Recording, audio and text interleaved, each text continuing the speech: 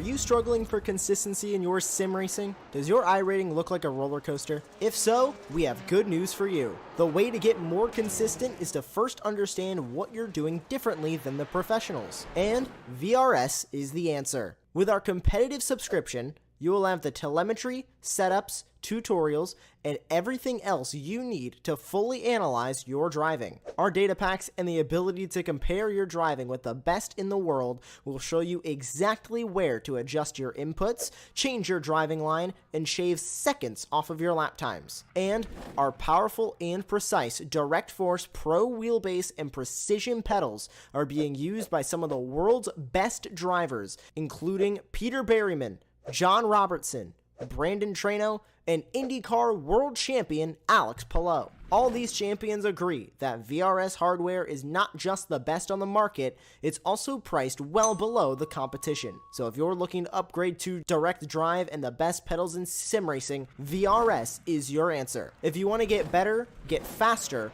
and make it happen sooner rather than later, you owe it to yourself to find out why so many people are switching to VRS. You'll be so glad that you did. Visit www.virtualracingschool.com and learn why the best use VRS.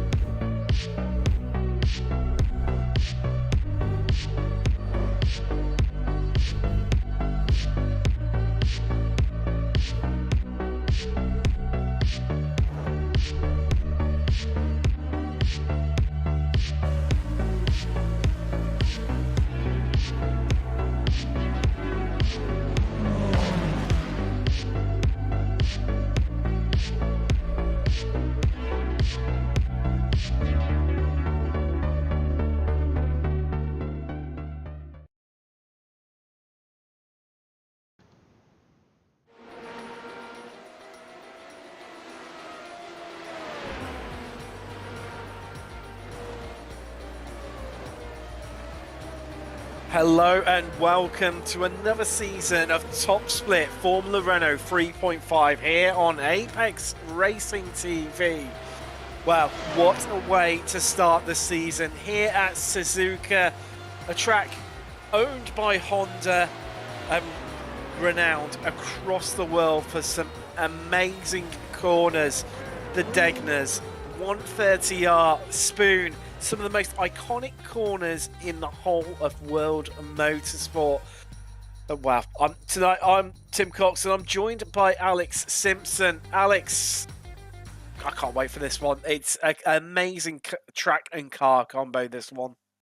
Yeah, hello everyone. Good to be here. Good to be doing a comms. It's been a little while, so yeah, thank you, Tim. I know you're doing sort of double duty tonight, jumping in from the Formula 3 race. That looked like a bit of a madness of all those heats, and yeah, let's hope that we get something very similar tonight. I love the 3.5. What a great sounding car. What an excellent track to be doing our opening round of the season. I love Suzuka. There is nothing more exciting than a single seater through those S's, trying to go through that Dunlop curve, absolutely, pedal to the metal, hoping that car sticks with all that downforce. So, yep, let's hope we're going to see some awesome racing action today, as well as some, ballistic drivers. Yeah, it's not always necessarily the easiest track to overtake. I think this is definitely one of the corners we're just watching Rajon head up to now. Is, of course, the hairpin, chance to make a move there. And then, if you're brave enough, or if you dare, on the entry into 130R, and then definitely into the Casio Triangle, nice big braking area. And of course, well, we all know over the years of what's happened down at Turn 1. Of course, the Prost and Senna incident is the one that always springs to mind the most. Yeah, for sure. Which one? Well, yeah. That's very true. That is very true. You're not wrong there at all. It's definitely been the scene of so many great overtaking maneuvers and iconic motorsport moments in general. As drivers just currently on their outlaps, and it's interesting to see who's going to take pole for the first race of the season. I mean, just look at the drivers that we've got in the session today. I think, you've got to be looking to the likes of, see him on screen right now, Zamborski, Pinsker is another one as well. Of course, thinking back to the end of last season, into Lagos, I covered it with Austin, and, well, I mean, those two, are absolutely amazing drivers, and well, Zamborski fell through the field, fought back, and managed to take the victory when he looked down and out in spectacular fashion. Yeah, no small feat to fight their way back. Yeah, I'm looking forward to seeing who's going to sort of step up for this one as well. It's been a little while since I've sort of really paid close attention to the iRacing open wheel scene. And yeah, those that have got some good memories will remember that, I used to be a big part of it back in the day in the FW31 and the McLaren as well. So yeah, I'm really excited to see who's the drivers that are going to be sort of right up the front. Yeah, I've seen a few names. Obviously, James Pinsker, I remember from obviously the IRO1 World Championship as well, watching some of our guys compete in that. James there, obviously, with a different livery every time. Are we expecting something similar, do we think, Tim, every round of this season? Maybe, maybe not. Sure. Why break a habit of a lifetime? I think is probably the best way to look at it. Just watching Zamborski head up through 130R, and well, I mean, that corner, Alex. Once the tyres have warmed up, you can absolutely just throw the car in, and it sticks round there. Yeah, I have no reason to think that's, not absolutely flat out through there. The amount of downforce this car produced should be no problem. There we go. We were on board with that whole lap as well. 141.272. Currently provisional pole position for Zamborski there as well.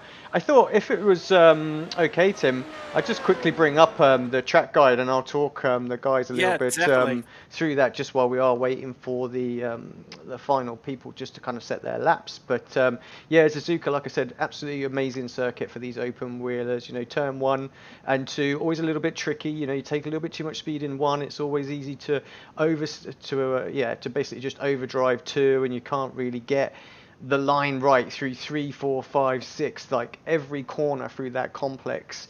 You almost have to sacrifice every single line, because really it's all about getting the perfect line through 6 so that you can set yourself up nicely to have that flat out through 7, because you're carrying so much speed, full speed through there. Turn 8 and 9, you have to be really careful of the curbs that can run you out wide, and you can get caught on the curbing on the exit of both parts there, and it acts like a train track. So I dare say we'll see a few people there do that today. And obviously it's really easy to go straight on into basically the barriers on Degner. Turn 11, the hairpin, always a little tricky as well. Depending on how you've got the car set up, you might be needing some brake bias adjustments through there, because the rear end does have a habit of locking through there. Turn 12, absolutely flat out.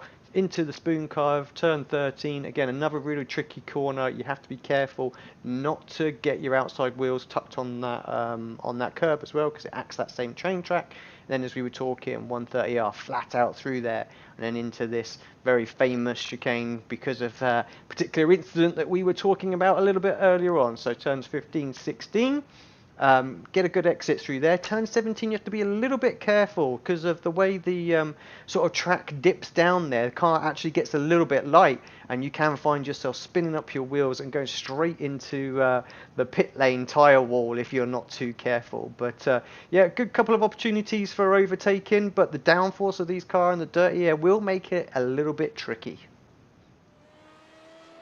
Fascinating to see, especially with the dirty, how the drivers cope with that one, and it's, making following potentially a bit trickier through certain parts of the circuit, from what you're saying there, Alex. But just seeing, well, yeah, it'd be rude not to have one of our 2 Japanese drivers not on the front row here at Suzuka for their home race, with Barame heading up onto 2nd place there, right at the depth of qualifying, and she's got not many Podic, just the Canadian heading up into 11th place there. Just having a bit of a look at drivers that have got laps left to complete, and I think it's Freckleton already down in 21st position, yet to set a time. And well, he gets the time in right with his last lap that was available. Head up into 12th place. He'll be starting from the 6th row of the grid, or the Brits. But wow, we've got some big names at the sharp end there. I think it's going to be a big tussle for some of them as well. See, Pinkster. Well, there you go. Last driver across the line and snatches pole right at the depth. And I was only just saying about, it being great having a Japanese driver on the front row at the home race. And then Pinsker just denies them in the blink of an eye with an astounding lap of 140.75. Yeah, great lap from him as well there. So 2/10 quicker. That's quite a bit. That's quite a marker to kind of set down. Managed to get that 2nd lap in. Not many people did, so I don't know if he kind of saved the tires or something like that. iRacing's so key to get tires in exactly the right window in terms of how and when you build up the sort of the tire temperatures and pressures and things like that. And just getting them right can make all the difference. And yeah, Pinsker seeming to nail it there. Definitely did. And just waiting for the last few drivers to take to the grid, but let's run you through your official grid. So on the front row of the grid, on pole position, you've got James Pinsker with Samborski alongside him for company. Abarame and Stewart start on the 2nd row, with Burns and Shirakawa on the 3rd row of the grid. Vyazkovski and Dureko are on the 4th row, with Ranchon and Kuoka on the 5th row, taking up to 10th. Then it's Ponick and Freckleton on the 6th row in 11th and 12th positions, with Cornu and Holko just behind them on the 7th row of the grid. The 8th row is made up from Crespo and Byrne, with Kleinsbusnik in 17th and Byrne in 18th position.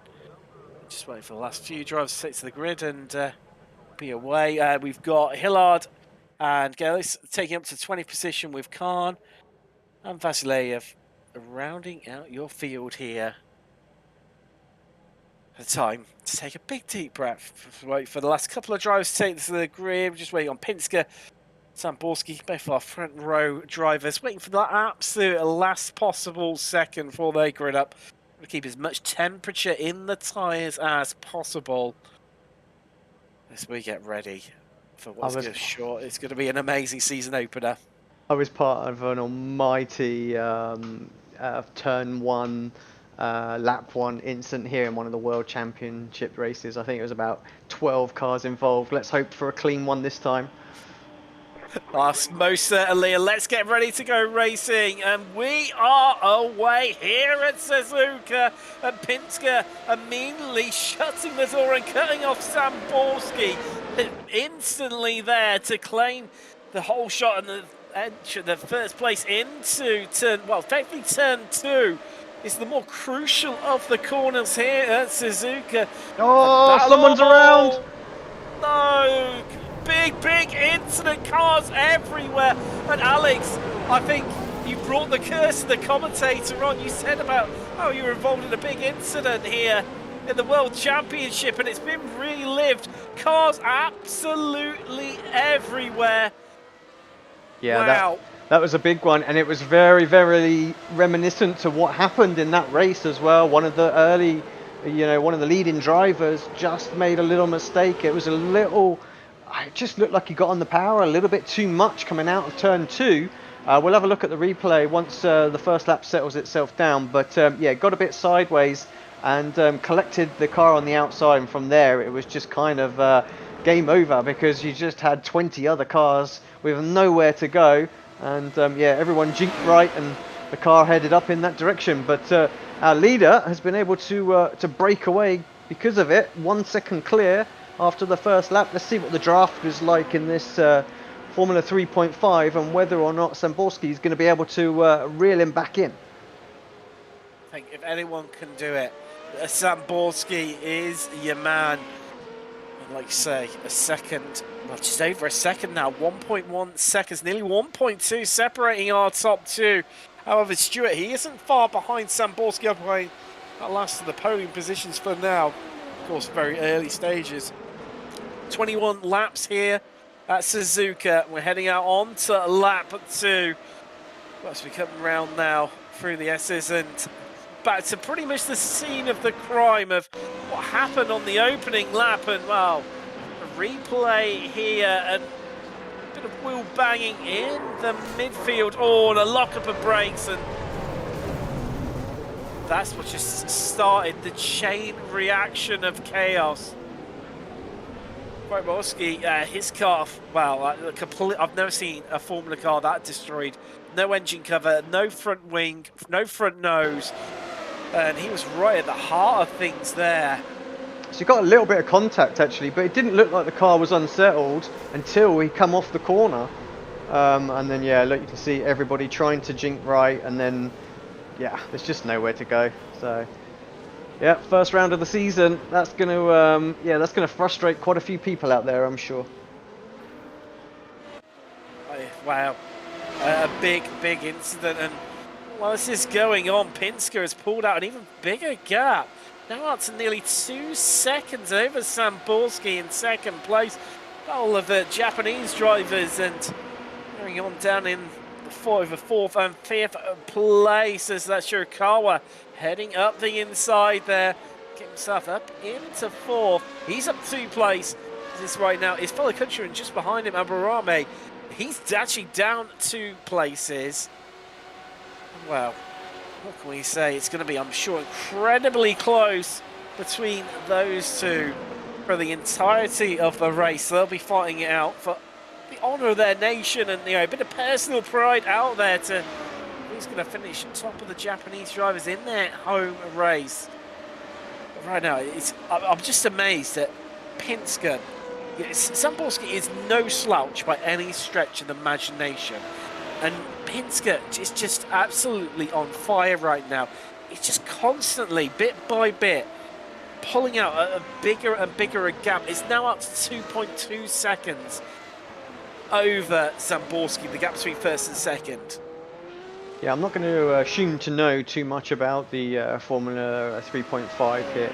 And yeah, I'd be interested to speak to the guys as well. But you know, some of these cars you can go at them, you know, pretty heavy in the opening laps, and the tyres don't quite last, and so Boston might be able to come back to him if he's got something that's in sort of like a bit more of a long run kind of setup rather than perhaps a sprint one. So you know, there's always the possibility for that. But just from my personal experience with the Formula cars on iRacing, that if your car is quick from the start, they tend to be quick all the way through the run. So this is not looking good for our P2 sitter at the moment. But like I say, I might be wrong, and those tyres might fall off a little bit quicker, and we'll see those guys coming back at him later on in the race. But yeah, great start. He's going to be desperately hoping that you are wrong there, and that the race is going to come back to him. Now to a whopping 2.9 seconds. Pretty complete. Only on lap 4 out of 21, and Pinske already. We've only done 3 laps. We're on to lap 4 now. That's the crazy thing. It's a second a lap at the minute. That 0.2 of a second in qualifying looks fairly tame now. It does. And well, Pinske is taking this one by the scruff of the neck and taking full and complete control here in Japan. Just watching a bit of a battle down in the midfield here. Freckleton just trying to mount an attack right now onto Frenchman. Cornu just in front of him. Needs to be a little bit careful because Kleinpussink behind him, the Dutchman, the last driver inside the top 10. He isn't far behind, and as we know, Alex, that if you get offline, especially in that early stages of the lap, you know, through the snake, then it hurts you so dearly. And what was once an attacking move then becomes, you have to defend for your life, or it makes it very hard potentially you to defend where you're already offline and trying to recover the car. Yeah, I'm always of the believer. I think as long as you don't go too wrong through there and let the person get their nose in there, you should be alright. You should never really feel too threatened through the S's. So if you need to back up a little bit more to get your line corrected, it's well worth doing, as we maybe see a little move here into the chicane. A little bit of a defensive line there from Cornu, and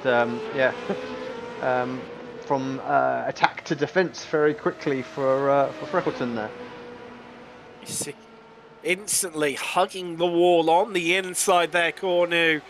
Just signalling his intentions to Freckleton of saying you're not coming past, as we see just in the background here, Gallis trying to get a move done on Byrne.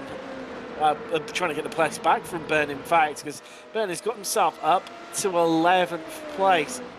One of the drivers that, one of the lucky drivers that managed to dodge the opening lap action and carnage, you could almost describe it as.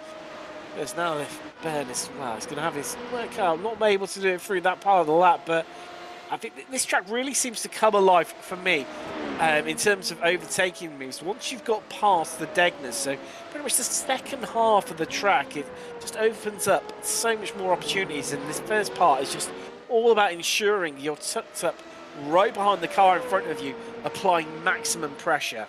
Yeah, absolutely. That is literally what that first sector is all about. Get the pressure in there, try and make a mistake through the kind of like the Degner turns, and get maybe a position where you can have a run into the hairpin and have a little look. And failing that, it's a case of trying to be absolutely right on their gearbox as you're coming out of Spoon Curb then. So I've got a question for the chat, for those that are watching. Thank you for tuning in as well, and if you haven't already, hit that like and subscribe button. Yeah, Jamie and James Byrne, are they brothers? I'm assuming they are. The iRacing liveries, the standard liveries, looking the same, both from New England. Yeah, maybe the chat can let us know. Interesting one, a bit of family relations. There's so many, especially you come across it in iRacing so often, like the father-son combos, brothers. It's a real family affair for certain families where it seems to get involved. And I'm just watching Cornu right now with Freckleton still behind him. They're starting to pull a bit of a gap over our 10th place person, Julian Kleinsbusink. You see him just in the background there as we look back from Cornu, around Dunlop, and two amazing corners. Degner 1, Degner 2, where it's so imperative. You can get the car hooked up beautifully. You can carry just, it's unfathomable amounts of speed through them. I'm just listening to the sound of this car, and honestly, it is making me want to drive again. And that says something. I haven't driven the sim for 2 years now. I mean, while it's been getting the Apex Sim Center all built and prepared, and yeah, just this sounds like an absolute beast. I love it. And yep, maybe it's time to kick some of the pro guys out of my rig and take possession of it again. I mean, there's no bias there, you know, being, you know, a Formula driver, it's, you know, it's always going to bring those, you know, back those evocative emotions of just the sound of them, and you know, the screaming V8 in these cars. It's just always, it's almost got this old school F1 vibe about it a bit. Yeah, I mean, that was the biggest downfall for me in terms of the sort of the iRacing Grand Prix series and then the World Championship series as well, is that when we moved away from the Williams and we switched up to, you know, the having to worry about engine management in terms of the electric power and all that kind of stuff as well. So it become much more about figuring out where to deploy energy in terms of the practice for a week to maximize lap times than it did actually just being fast. And yeah, this is just like a pure car. This is why these are great to drive, you know. It's just, you know what you've got under the loud pedal when you push it, and you don't have to worry about you know, deploying energy or saving energy or anything like that. It's just a straight on fight for the win. So, any of you watching along at home who may be new to this series, haven't experienced the Formula Renault 3.5, you do have a DRS system of sorts in them. Not as clear cut, you know, like you have in Formula 1, where the whole rear wing, you know, lifts up. The top part of it is very, very obvious. There's a very sort of small flap on the underside, and the drivers only get 8 uses of them in the entire race. So, you know, 21 laps. It's, you know, every 2.5 laps, you know, they've got a chance to use them potentially, you know, on average. However, quite a few drivers do seem to bank them for use towards the end, and I think it's definitely something we're probably seeing right now playing out in that midfield battle, as we just see Derecho 5th place and kind of drift a bit in the little pocket by himself there. Well, I just saw on the timing tower a potential change for position. Let's just have a look, see what that was all about. Let's have a little look. I don't know if that was just perhaps a blink out of something. Oh no, yeah, little mistake there, just coming off. That's that little dip that I said coming out of that corner, and the car gets light, and well, he went the other direction. To be fair, normally you spin off to the right, so yeah, well held. I think that might have possibly. Just trying to have a little bit of a look. That was Adrame, wasn't it? Yeah, yeah, it was. He's dropped a couple of places, hasn't he? He was up in 5th place, now down to 7th. It's a Japanese driver, and falling foul, maybe get a bit overconfident there on his local knowledge of the track. We're seeing that other Japanese driver right now, Shirakawa, currently in 4th position. But you see, just in front of him, Stewart, well, he's closing up onto the back of him. The gap now around about 1.2 seconds. That's well, I say battle. The gap out in front. Pinskin now 4.5 seconds clear of Sam Borski. They come down onto the race into the Casio triangle. Like I say, just listening to that great sound that the Formula Renault 3.5 is able to provide, and they come across the start-finish line, and this is where it's a bit intriguing track, because turn 1 is just there, isn't it, Alex? And then it's turn 2 that is actually more like your traditional turn 1, in the sense of that's where the big braking area is into. Yeah, and that's what makes it so tricky, because you really turn into that corner severe high speed, and you have to do your braking as you're turning. That's what makes it quite tricky. Like I say, the rear end has a habit of being a little bit light, going into that again. So another place that can favour a little brake bias adjustment. It'd be interesting to speak to some of these drivers as well, because we have some that will set the car up that will be quite specific. It'll be like, no, this is my optimal brake bias for the whole circuit, while others will be all about finding those little marginal gains. So they'll be making little tweaks here and there where they can, just to stabilise the car. For me, it was always about finding my best position, but then those really tricky corners. Oh, a little twitch of a moment. That's that outside curb that I was talking about.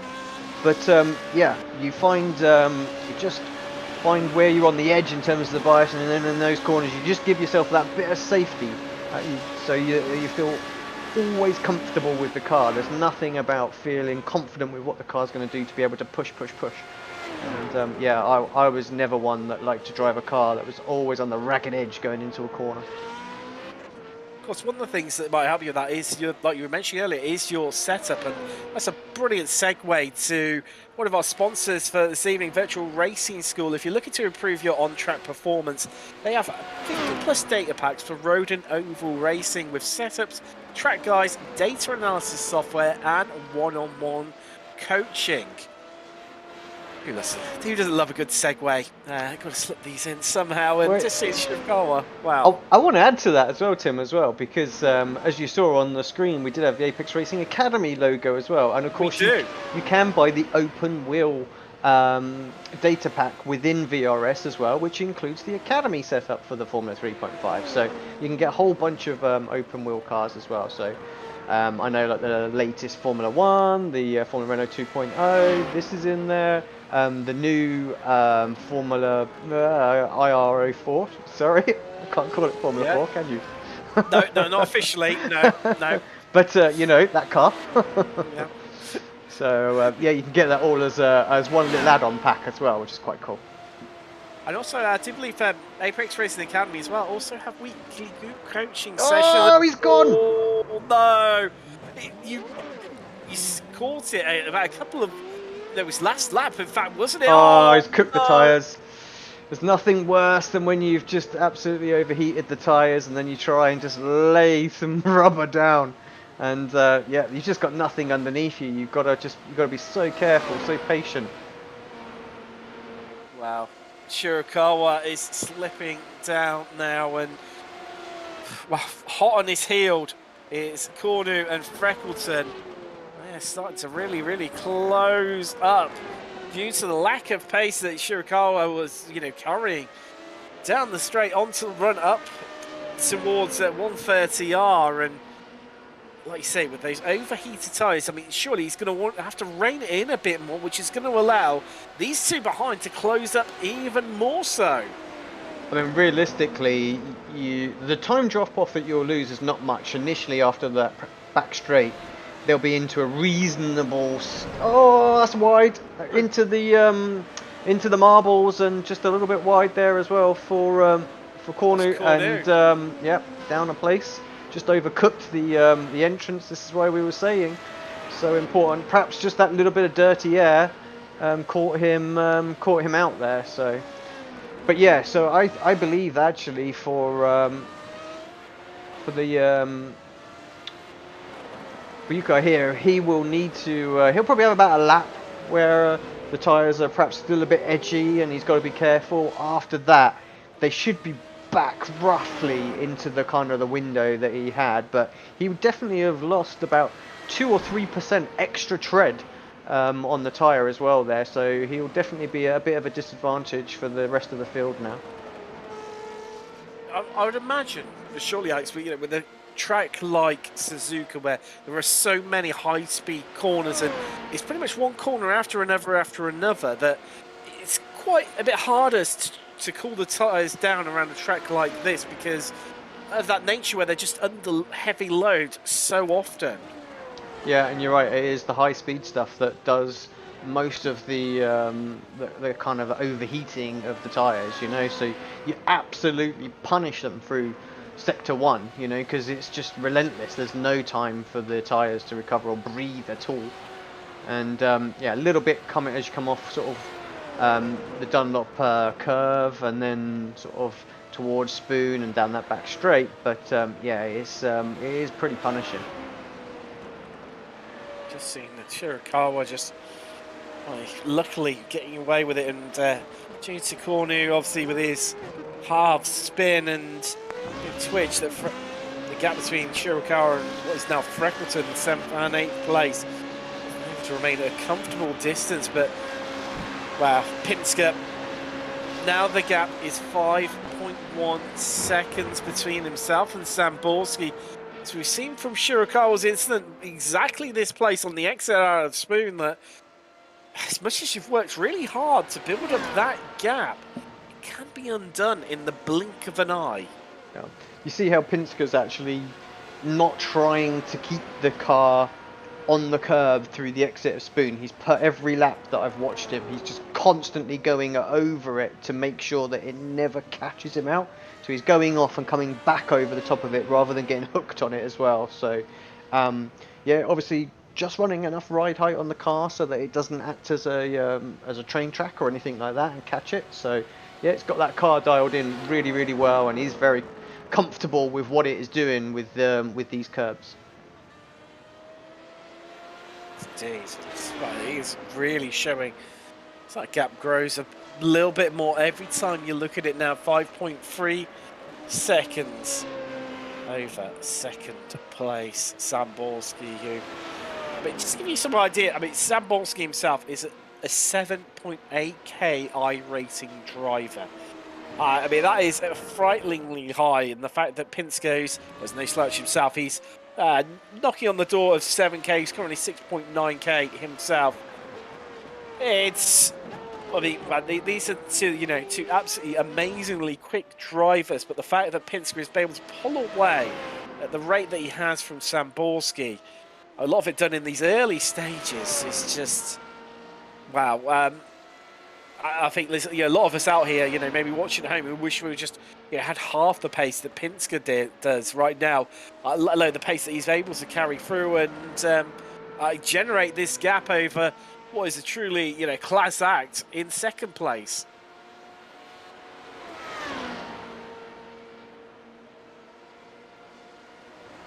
Yeah, we get the graphic right on screen as we can have a little look at kind of like those constants. It's definitely sort of trying to reduce it. He goes in very deep into the chicane there. There's a good 10.5 second lost just there. You've got to get that just right. And but yeah, no longer is it a second a lap, so seems to be reining it in. There we go, 0.3 that lap as well lost. I feel like that was probably just most of that was done on that final corner, to be honest. It seems to be that way, doesn't it? And yeah, I'm sure Samborski was just looking to manage this race out and ensure that he comes home with the second place. Josh Stewart, haven't mentioned too much about the man from down under, Downforce Racing, and initially, got a good start, got himself up a place from 4th to 3rd, and likewise he's just been managing that gap constantly and sitting very comfortably. We've now got just over 5 seconds between himself and Duresho, who is occupying that 4th place right now, and definitely neutralising a bit for a few of the drivers. And I think maybe just a bit of that dirty air maybe coming into play, where the drivers just struggling to catch up to one another. Yeah, Suzuka always one that was really bad on the dirty air, no matter what you did. I remember one of the races that I did in the World Championship where I piled on the downforce, and just to try and be able to stay closer to people through the S's. It didn't make any difference whatsoever come race day. I still just suffered so bad with the dirty air, and then of course I was absolutely super slow down the straights, so even though I was tucked up in the draft, I couldn't get any moves done or anything. So a very tricky track to overtake is Suzuka, and yeah, you can try and fight it in terms of the dirty air, but it always gets the better of you. Might have just been able to catch it there. That just seeing Freckleton, he had his rear wing open. Of course, as I mentioned earlier, drivers get 8 uses of their DRS per race, and you could just maybe see it previously where you see that gap at the bottom of the ring, as I was mentioning, that the top side of the ring doesn't open, lift up like you see in the modern Formula 1 cars, where it's very, very abundantly clear that they're utilising their DRS system. It's very much more, how can I put it, understated in the Formula Renault 3.5. However, it does make a big, big difference. Top line speed, and whether it's getting your overtaking move done, or also the drivers using it to defend from the driver behind them and keep hold of their position. That was the interesting point that I was going to come in there, is that, yeah, of course, he's the driver in front of these two at the moment, so it felt like he was potentially a little bit vulnerable there, and just flipped it open just to kind of negate the overspeed that he perhaps could have conceded down that back straight. But yeah, like you say, you've got to, this is the thing you can do, isn't it? You can pressure a driver into keep deploying, and then eventually one time he's not going to do it, Another fastest lap for our race leader as well. He just keeps pumping them in lap after lap, and this is what I said at the start of the race, tends to me that I feel like the Formula cars, the tyres, they kind of just hold on, and as the fuel burns off, you get faster and faster and faster. So it was not good for our P2 sitter Sam Borski there, who is indeed putting faster laps in himself, but just not enough. It's not. I mean, in contrast, Penske did a 41.6 last time around. Sam Borski 42.1. Now, to put Sam Borski's lap into contrast, the next quickest, the third quickest driver on the last lap, I'm just having a quick scat up and down, and I do believe, yes, that was Joshua Stewart in third place, who was 6 tenths slower than what Sam Borski ran, which just puts into contrast Penske's lap. He was actually over a second quicker than the third fastest lap last time around.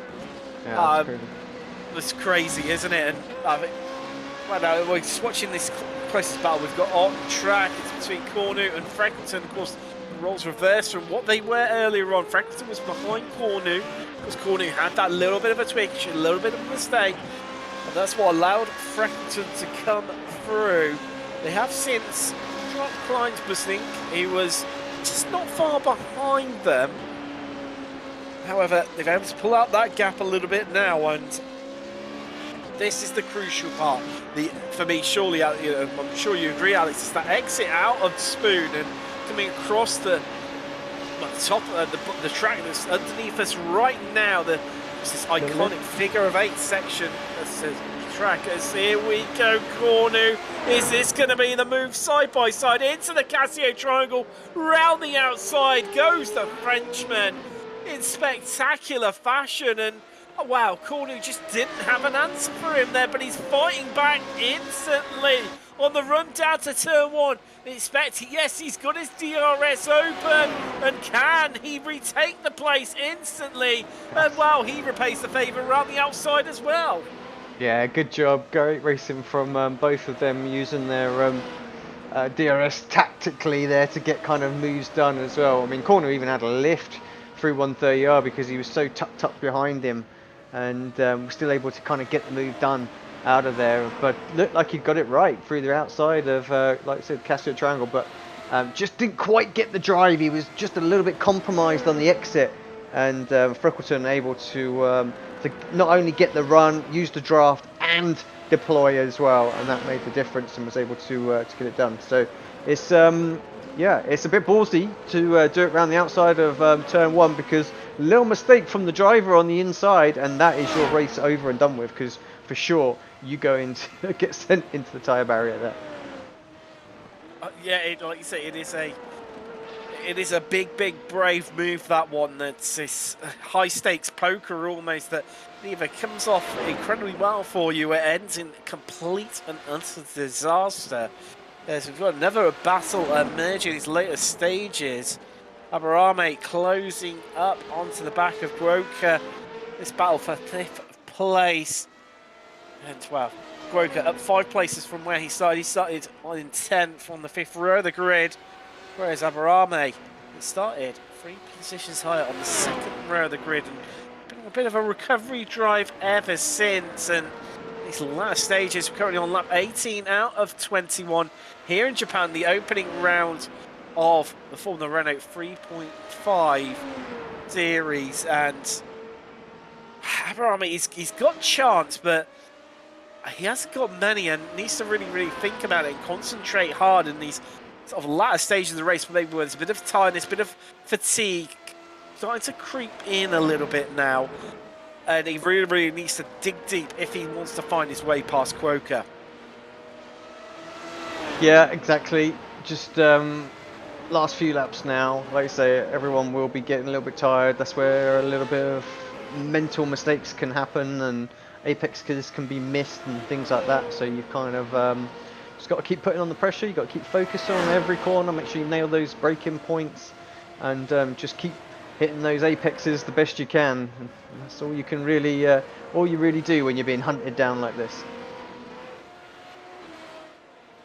Starting to close up. Let's be interested to see what the difference in lap times are across the line. And Aberame really able to close up on the last lap. He was some 6/10 quicker than Quokka ahead of him, and there you go, the mind game is starting to come in, just darting out into the braking zone and making Quokka just look into his mirrors.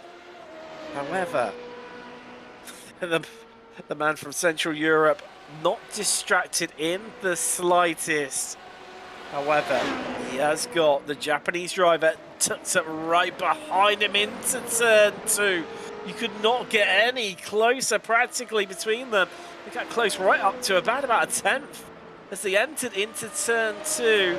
Now, as you were saying, Alex, it's all about who can get the best exit out of the snake and carry as much speed as possible round Dunlop. And for me, it just looks like Quokka is just able to do that at this stage in the race.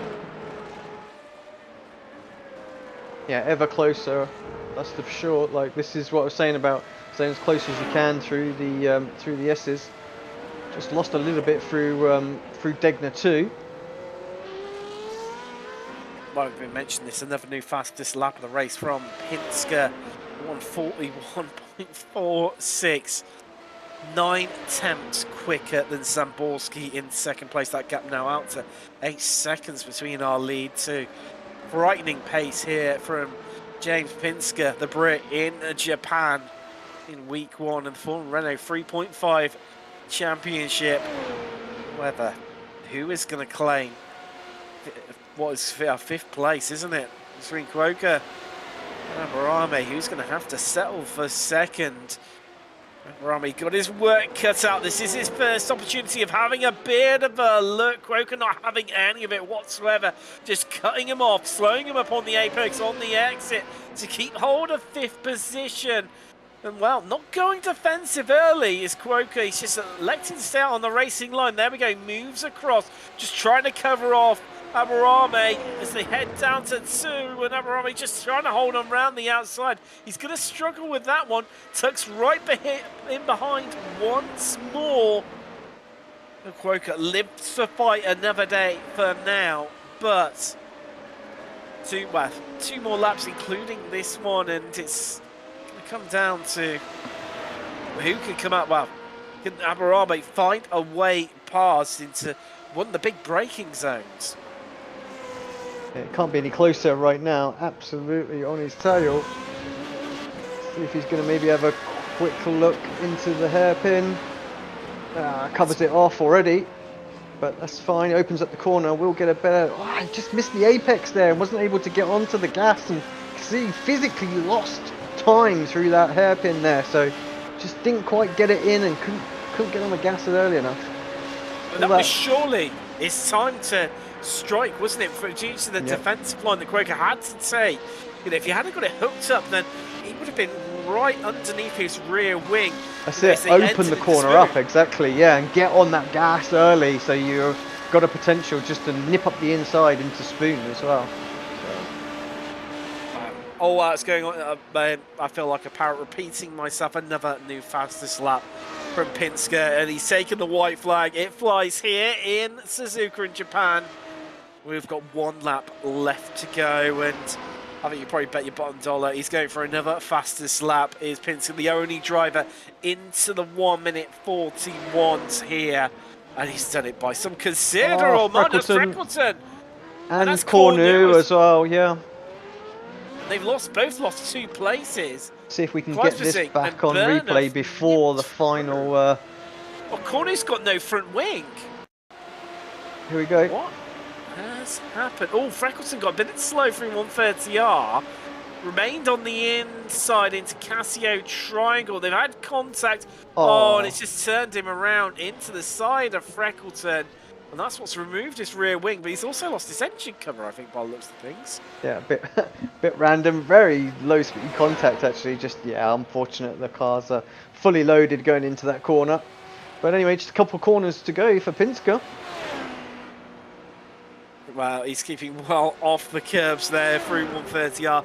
Maybe just winding things down. Just trying to close this race out as he comes through the Casio Triangle for the final time. And taking the checkered flag in week 1, it is James Pinsker with the weave across the line. Now, what is going on between Quoker and Aberami? They are very close. 3 tenths between them. Samborski just comes in. Fastest lap of the race. Wow, where has that pace suddenly come from? I mean, he's only just nicked it by 100th of a second over Pinsker, but even so, Samborski, I'm not sure where that's quite come from. No, me neither. He needed that a few laps back. Oh, well, Stewart coming across for take the final position of the podium as well. Good job from him. Like I say, he'll be happy with that, even though he wasn't involved in any of the action. Sometimes those are the best races, good solid points for him to start the championship off for sure. Aberami just, in the end, finishing a bit behind Quoker, just clearly is bailing in this last attempt as we see Kleinsberg and Byrne come across the line. Wow. Freckleton, he's going to finish as the last driver inside the top 10. Byrne and Gallus 11th and 12th. Cornu in the end, he's well off, but he's going to finish in 13th place after that contact with Freckleton in the penultimate lap down at the Casio Triangle. Saw a lot of damage, but there he is, your race victor, James Pinsker. From what a commanding way. I mean, talk about, you know, putting, you know, your stamp on a championship from the get-go. He's definitely done that here today. Yeah, I couldn't agree more. Like, the qualifying time was impressive, and it was just those opening laps really made the difference. You know, that 3-4 seconds that he was able to break away, he wasn't in the draft. He was just able to absolutely stretch his legs early on, get into his rhythm faster than everybody else out there, and yeah, from then on he sort of managed the gap for a little bit, pumped in some fastest laps towards the end, just to kind of stamp his authority on it really. Wondered if he was going to give us some donuts or not. He's clearly just got to be saving fuel for that, surely. Well, yeah, and maybe just taking it in slowly, allowing every driver to get over the line to ensure that the session has fully come to an end, so that then he can just burn them up and not worry about dampening his safety rating. I'm sure from getting the out of control 2x. But just for clarification, your classified results: James Pinsker taking the victory here.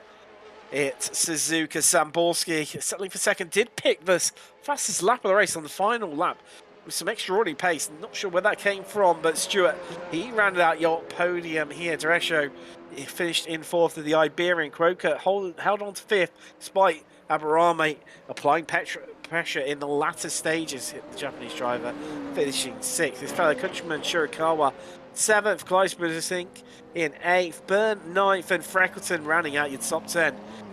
Byrne in 11th. Gallus 12th. Cornu, Vasilev, Burns, Polnick, Hillard, Holko, Crespo and Ranchion take you up to 20th.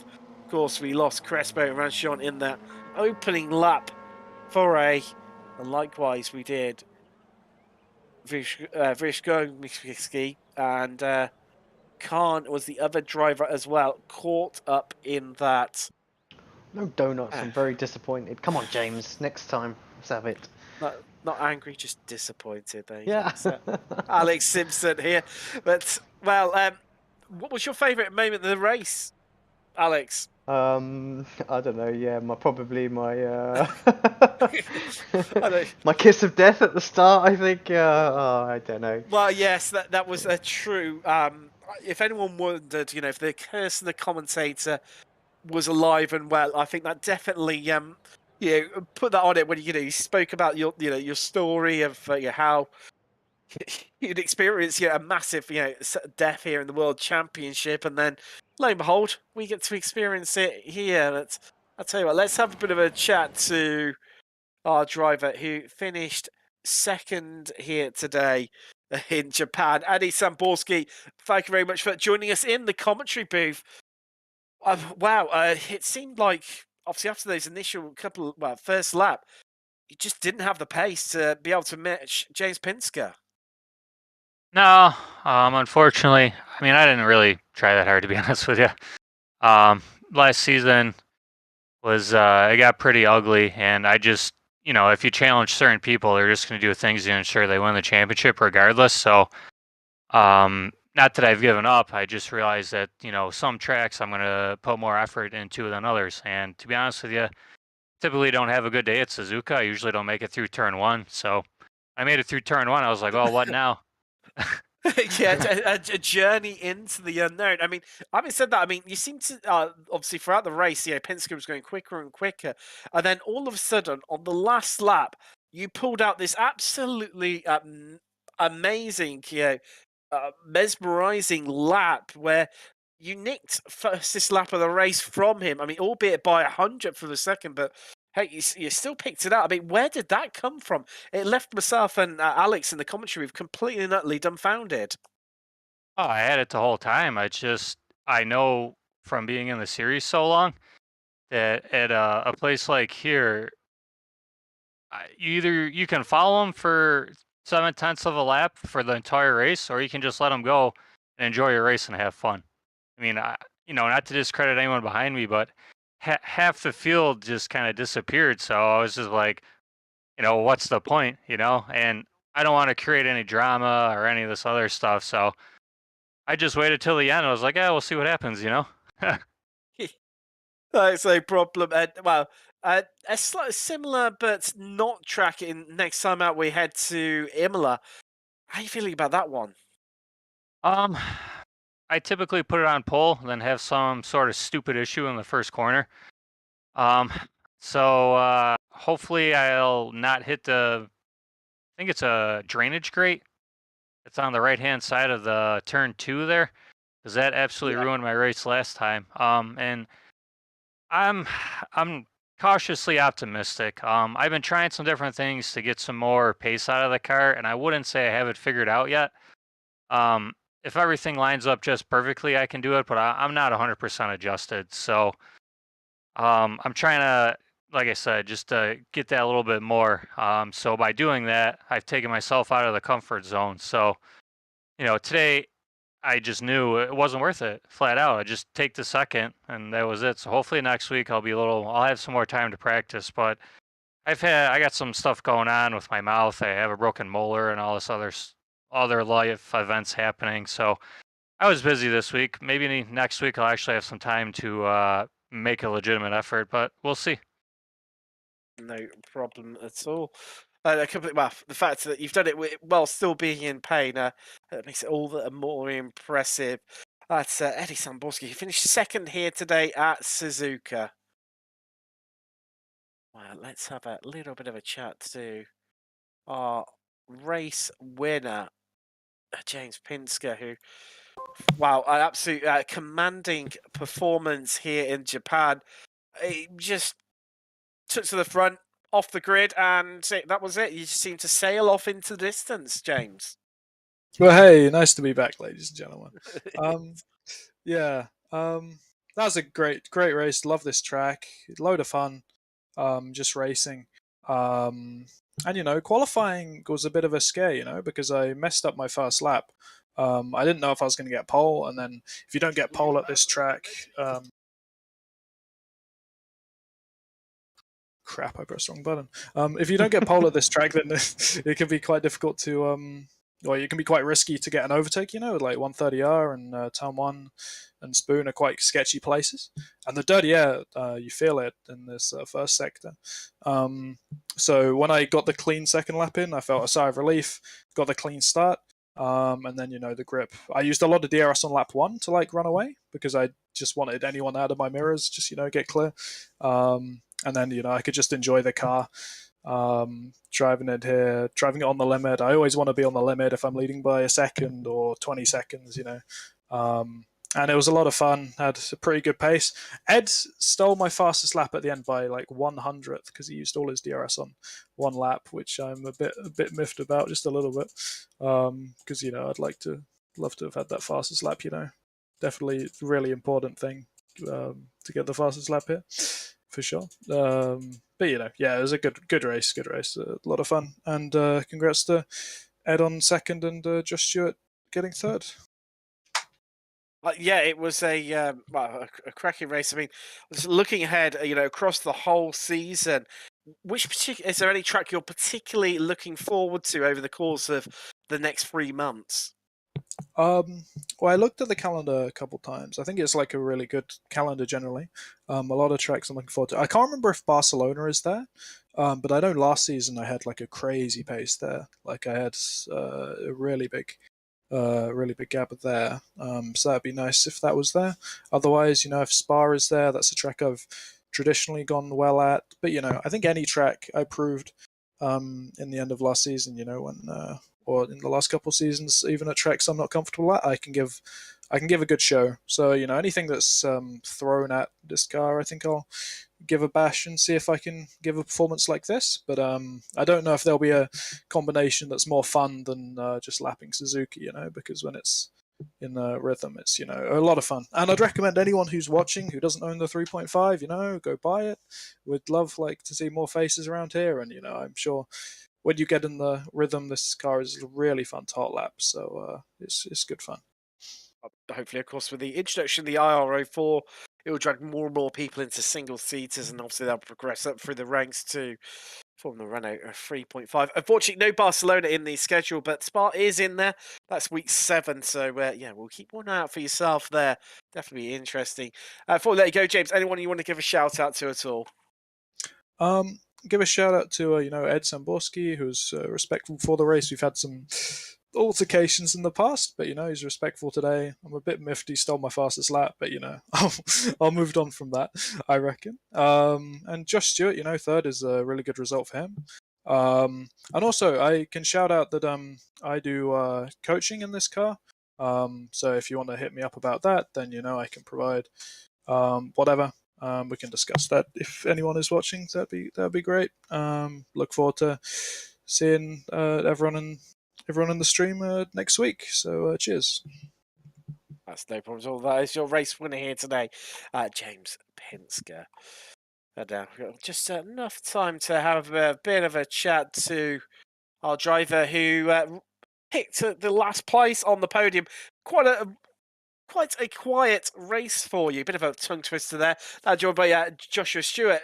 You just seem to be in a little bubble all by yourself for pretty much most of the race.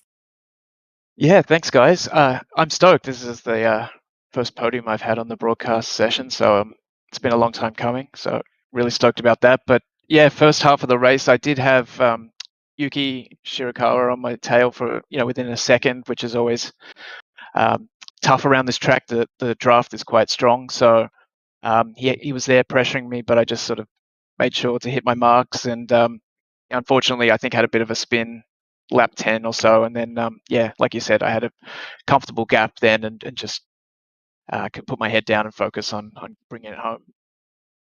Now, later in the season, we're heading to what will be effectively for iRacing.